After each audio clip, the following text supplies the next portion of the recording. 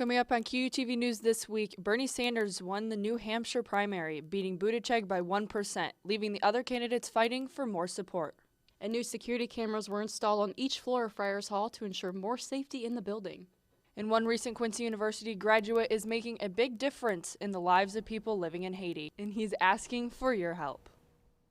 Good afternoon and welcome to QUTV News this week. I'm Abigail Moore. And I'm Taylor King. Some exciting news for QUTV this semester. You can now watch QUTV broadcasts live on your campus TV on channel 1901. That's right. This has been a long anticipation. Director of IET Mike McGabe has been working with Comcast for the last 2 years to get this channel up and going. We will still be able to be live on YouTube, but now you have another way of tuning in. We settled on Comcast, and one of the parts of the agreement was they're supposed to provide us this on-campus IPTV distribution for QUTV as part of that agreement. And they said, oh, we do it all the time, it's really easy. It turned out that they don't do it very often, and it wasn't easy. And they spent 2 years trying to figure out how to do it and get it to work. All students living on campus are eligible to receive a code to watch Comcast. Channel 1901 will also be displayed on TVs throughout QU's campus. The Democratic presidential candidates are battling to be the front runner, but Sanders takes the lead after his win by 1% in the New Hampshire primary. The graphic from CNN shows the estimated amount of delegates the leading Democratic presidential candidates have. As February 12th, 2020, Tuesday night, Democratic candidate Andrew Yang dropped out of the race due to only a 4% support rating. Sanders' primary win in New Hampshire was the first primary vote of many to come in the next few months. Former South Bend, Indiana Mayor Pete Buttigieg came in second, followed by Amy Klobuchar, Elizabeth Warren, and Joe Biden. Biden is counting on Nevada and South Carolina to reshuffle the deck in his favor. CNN's Abby Phillip has more on how the candidates are spinning the New Hampshire results and looking ahead. This victory here is the beginning of the end for Donald Trump. With a win in New Hampshire, Senator Bernie Sanders taking control as the Democratic frontrunner. No matter who wins, and we certainly hope it's going to be us, we are going to unite together and defeat the most dangerous president in the modern history of this country. But not too far behind him, Pete Buttigieg. Here in a state that goes by the motto, live free or die, you made up your own minds. The former South Bend, Indiana mayor earning a strong second-place finish, once again saying he's a great alternative to voters who may see Sanders as too progressive. Vulnerable Americans do not have the luxury of pursuing ideological purity over an inclusive victory. Despite winning the popular vote in both Iowa and New Hampshire, Sanders is behind in the overall delegate race by 2. Hello, America. I'm Amy Klobuchar, and I will beat Donald Trump. Amy Klobuchar seemingly appealing to the state's moderate and independent voters. Donald Trump's worst nightmare is that the people in the middle, the people who have had enough of the name calling and the mudslinging, have someone to vote for in November. The Minnesota senator ending Tuesday's contest with a surprisingly strong third-place finish and a new attitude. We've been strong and we've never quit. Senator Elizabeth Warren, who placed 4th, praised Klobuchar for her performance. I also want to congratulate my friend and colleague, Amy Klobuchar, for showing just how wrong the pundits can be when they count a woman out. With a 5th-place finish, Joe Biden left the state even before the votes were counted for South Carolina. It ain't over, man. We're just getting started. Eager to quickly put his dismal showings in the first contests behind him.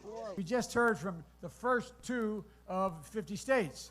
Now, where I come from, that's the opening bell, not the closing bell.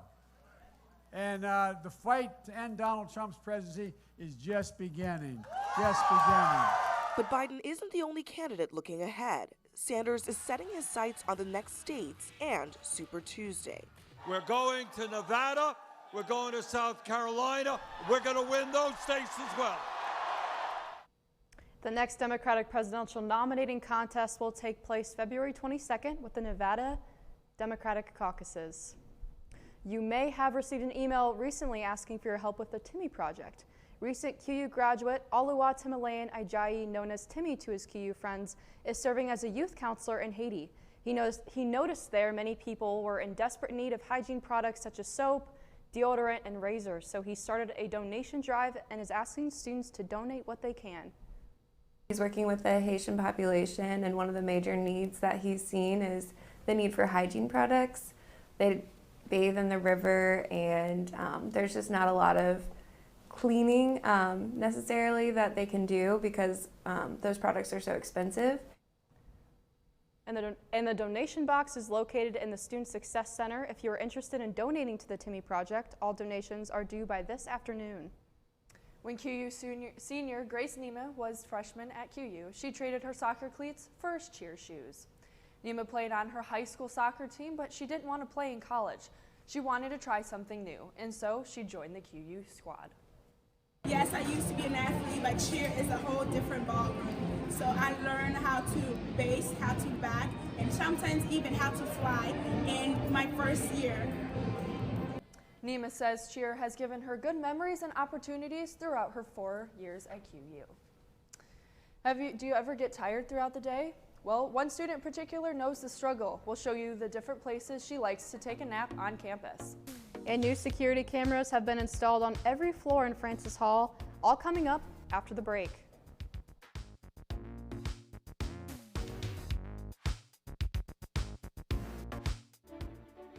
This is my house. My parents helped build it. Now we don't get wet when it rains. I don't get too hot or too cold inside. And I don't have to worry when the winds blow. This is my house. This is my house. This is my house. This is my house. My house. My house. I can play with my sister. I can play with my brother. I can play with my mother, my father, my family. My family. My family. This is my house. This is my house. I can study. I can be safe with my family. This is my house. This is my house. This is my house. This is my house. My house. My house. This is my house. Visit Habitat.org to find out how you can help more families like mine have a safe, decent place to call home.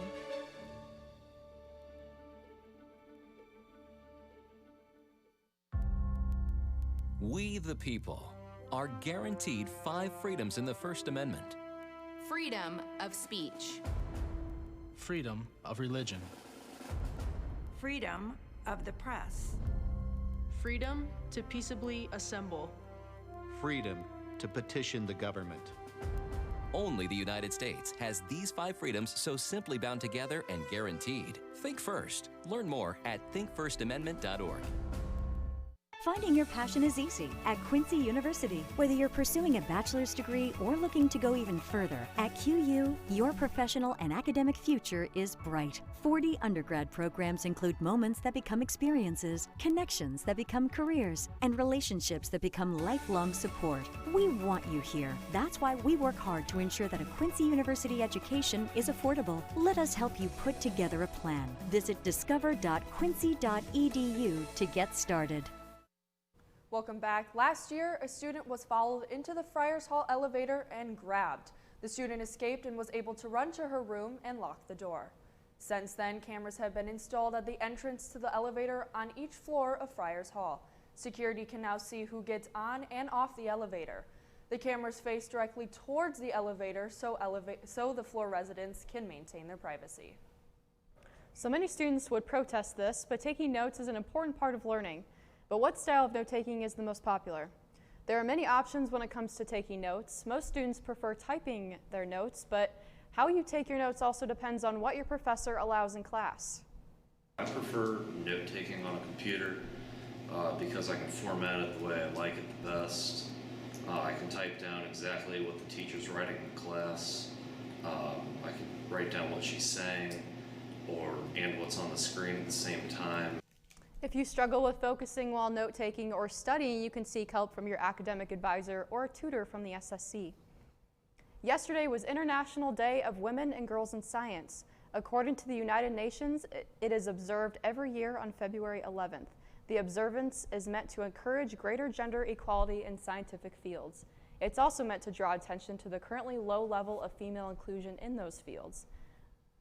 UNESCO reports only about 30% of all female students in higher education pick fields related to science, technology, engineering, and math. Catching those Z's at night is important to any college student's schedule, but naps are even more crucial when you get drained throughout the day. Yeah, that's right. And there's actually 3 good places and unique places on campus that you can get a pretty good place to take a nap. Check it out. What's up?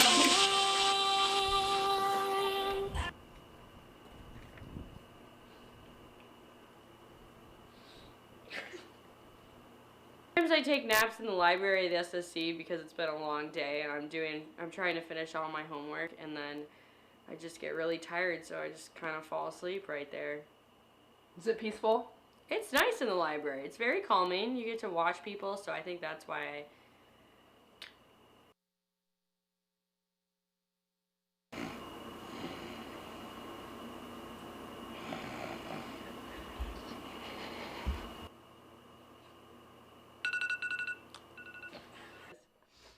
I like to take naps in my friend's room, preferably after workouts or class, because that's when I'm most tired.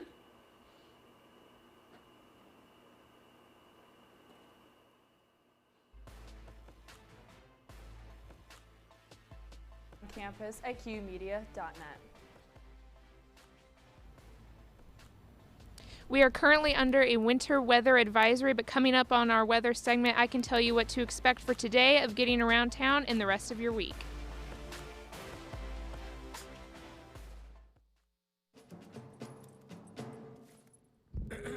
Dear humans, I stand here today not for myself, but for every tail wagger, sloppy kisser, and curtain ninja. I stand here for each one of the thousands of dogs and cats killed in shelters each day, asking you to join our cause and help us make sure every best friend has a chance to meet one of their own. With Best Friends Animal Society leading the charge, and your help, we can save them all.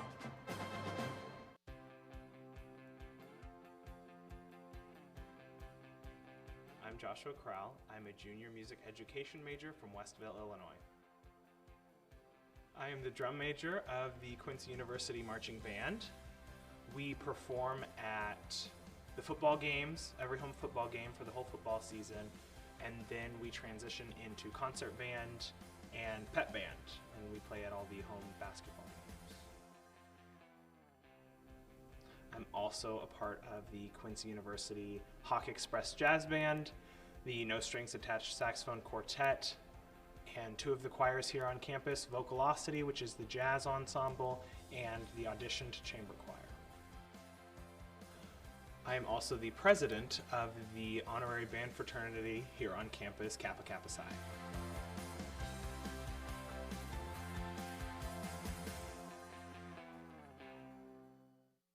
We develop quality citizens who keep our core, our country, and our communities side by side on the winning side.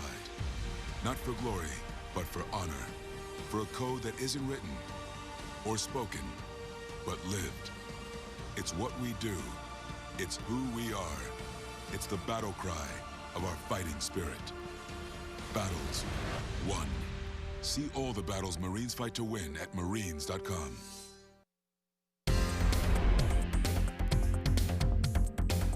Joining us now from the Weather Center is Jessica Abrego. So Jess, tell us what's going on out there. I know it's going to get pretty nasty in the next couple of hours, so what are we going to expect?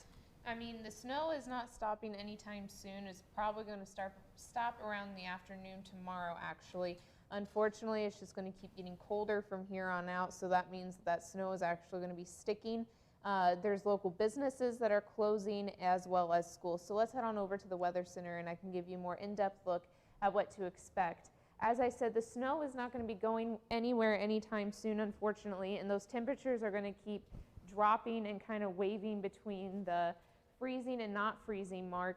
And if any of you decided to catch up on if the groundhog saw a shadow or not, I think that that groundhog lied, because we were supposed to be heading towards the direction of spring. So if this is maybe the last little bit of winter we get, That's great, but then we better have some warm temperatures after this. As we start getting into today, the high for today is going to be 35 and the low is going to be 8 degrees. Normal temperatures are about 39 to 22. I would be happy if we were at 71 degrees, but unfortunately we are not. But I am also glad that we are not all the way down to negative 10 degrees because that is just way too cold for my liking.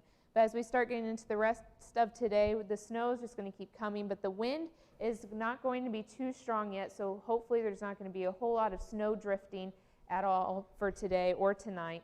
And as we start getting into the rest of this evening, this wind's going to die down just a little bit, but then that snow's just going to keep right on falling down. As we get into Thursday, it is going to be the high of 12 degrees. That is it. So make sure that if you are a commuting student, your vehicle is prepared for winter. And if you have any little ones, make sure that you check for closings and delays because I'm sure some schools are going to be closed tomorrow. As we start getting into the rest of this week, Friday is going to be 23 degrees and the low is going to be 17. But as we get into Saturday, it is going to be 41 degrees. And I got better news from there. As we start getting into the rest of the 7-day forecast, we are going to have 46 degrees for one of our days and even 44 degrees on Monday. So luckily we are not dropping down into negative temperatures and that we are staying kind of in that 40-degree mark until we get to Tuesday and Wednesday of next week. So I'm glad that we are not down into negative temperatures at all, but if we can maybe keep going up into the 40s and then the 50s and 80-degree weather, I will be perfectly happy. Oh yeah, same. I know that, you know, with our Midwest winters, we can expect anything, so I wouldn't be surprised if we got this again in the next 2 weeks. Yep. Absolutely. Right, but I'm loving that 40, 50 Yes. degree weather. Yes. That is what we're looking forward to, although the groundhog lied to us. Yes. I mean, that 40-degree weather is not quite bust out shorts and flip-flops yet, but maybe just a sweatshirt and a not as heavy of a jacket will do. Right, yep. Days. Thank you, Jess. The QU men's basketball team faced a top 15 opponent last Thursday. So see how they did next in sports.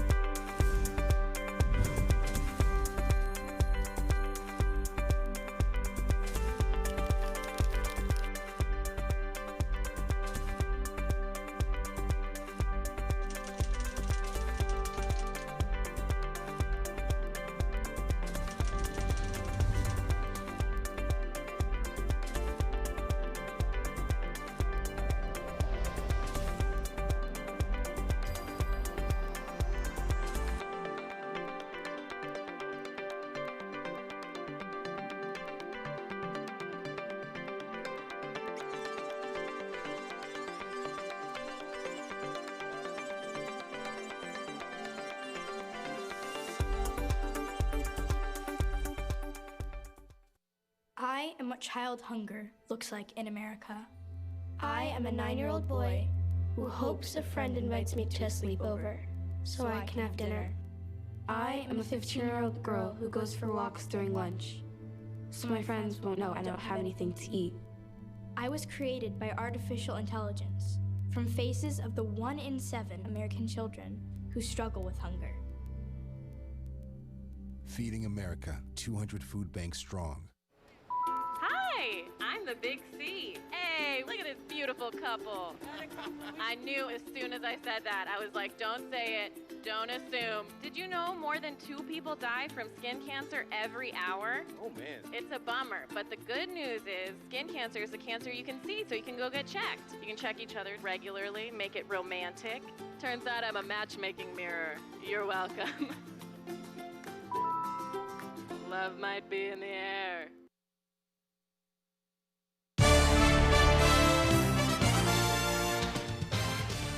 So I know the men's and women's basketball team just left this afternoon, and I guess a couple hours ago, so hopefully they'll get some wins on the road because I feel like this is a big weekend for them.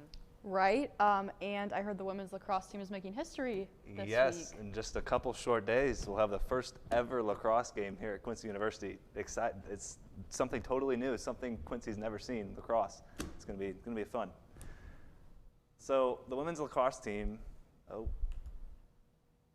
So Ryan Hellenthal's men's basketball team entered Thursday's matchup with UMSL looking for a statement win, one that would propel them into contention for a postseason berth. A win against the 13th ranked Tritons would be just that win.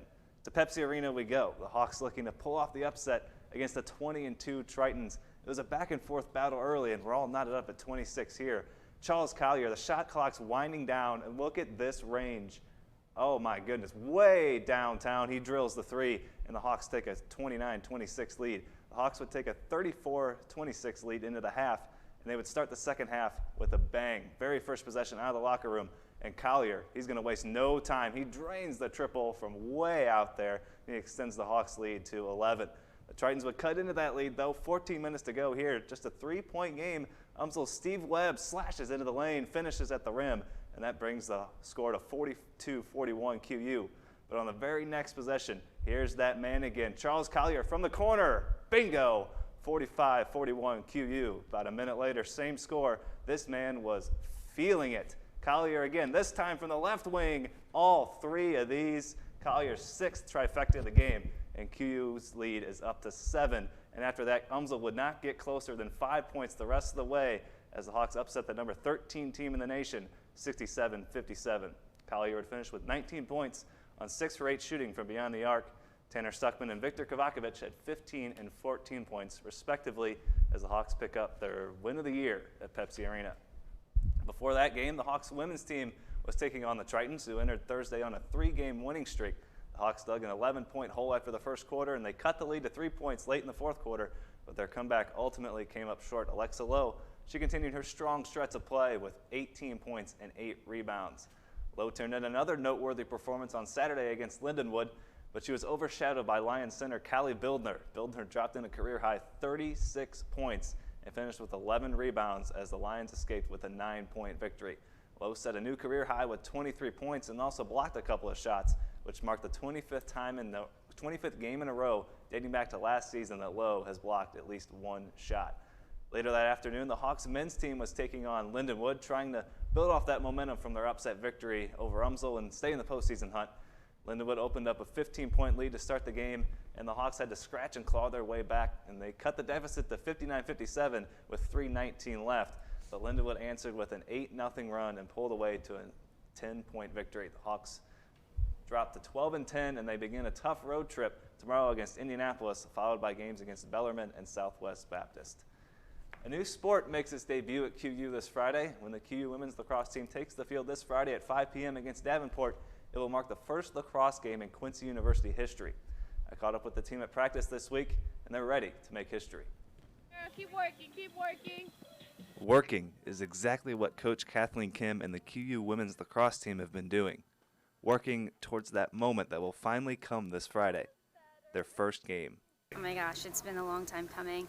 I was here recruiting by myself for an entire year, so just to actually see girls on campus now and like with sticks in their hand, it's like a whole different feeling. It's like your birthday every practice. It's a weird feeling, but it's awesome. Everyone's like looking for something big. I think it's different, so it's gonna bring a whole new like aspect to the table for everyone, and it's gonna be exciting.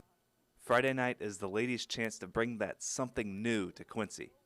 We're getting a lot of support from the school and from the community, and I think the whole community is kind of supporting us and excited to see what we do this whole season and just bringing lacrosse to the Quincy area. Friday night is ladies' night, and the feeling is most definitely right. It's very exciting, especially since this is an area where lacrosse is brand new. We're kind of setting the bar and setting history right now. And what a night it will be. Lacrosse for the very first time at QU Stadium. Now, Friday's face-off was moved from 7 p.m. to 5 p.m., so come out and brave the cold and watch the first ever lacrosse game at QU Stadium. Should be the start of something fun here at QU. The Hawks men's volleyball team took the court Saturday in the final of 3 athletic events at Pepsi Arena. Gavin Mueller's squad was taking on 10-1 Grandview out of Des Moines, Iowa. The Vikings swept the Hawks 25-23, 25-17, 25-16, and Michael Ladner led the way with 9 kills. The Hawks bounced back with a 3-1 victory over Culver Stockton yesterday in Canton. Amari Wheeler had a career-high 26 kills. The Hawks are back in action tomorrow at Pepsi Arena as they open up MIVA play against Loyola Chicago at 7 p.m. So Gavin Mueller and the Hawks start their conference play tomorrow. They get a nice win over Culver Stockton last night. Hopefully they can keep that up tomorrow night. Tough opponent in Loyola Chicago, but we'll see what happens. We definitely will have to see what happens. And that was a great game that they played. Congratulations to the men's basketball team. Great win for them. Yes, undoubtedly win of the year for Ryan Hellenthal's squad. Tough setback Saturday, but still a few games left to get things rolling and make a push here late in the season. That's very true. Thank you, Shane.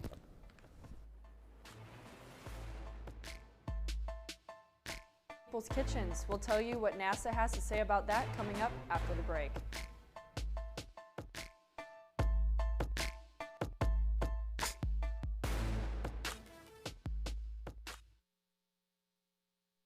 I know that sounds pretty magical, but in fact, it takes more than magic. It takes muscle.